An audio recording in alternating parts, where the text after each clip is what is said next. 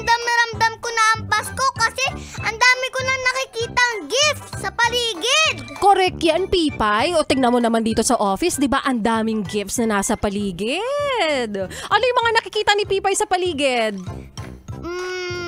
Ayun o, grocery. O tingnan mo si Ate Maria Morena. Ayan o, nagbibilang din ng mga regalo niya sa paligid, di ba? O tingnan mo, may nakasupot pa doon. Tingnan mo, mukhang bibigyan ka niya, Pipay.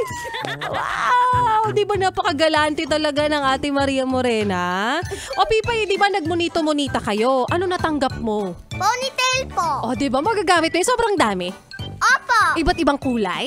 Opo. Very good. Gagamitin mo yun. O, tingnan mo, meron na kagad gift sa'yo si Tita Maria Morena. Ano yan? Ano yung natanggap mo sa kanya? Ensaymada po. Wow, very generous naman. Tanungin mo, Pipay, wala na po bang dagdag to? Wala na po bang dagdag to, Ate More?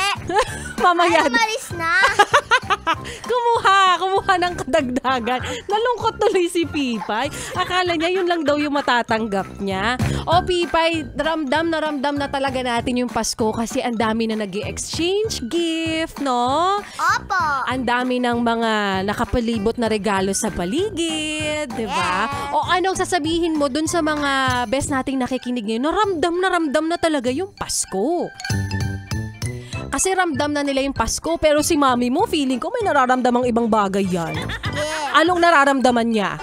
Feeling niya daw, mas marami pa yung gastos kaysa sa regalo. Ay naku, totoo naman kasi yan, Pipay. Eto na nga mga best, si Pipay na ang ating kapiling. Kasama rin ang susunod nating kanta. Bumalik Ka Na Sa'kin by Silent Sanctuary. Dito pa rin sa iyong paboritong istasyon na kabonding, ang 101.1. Yes, the best!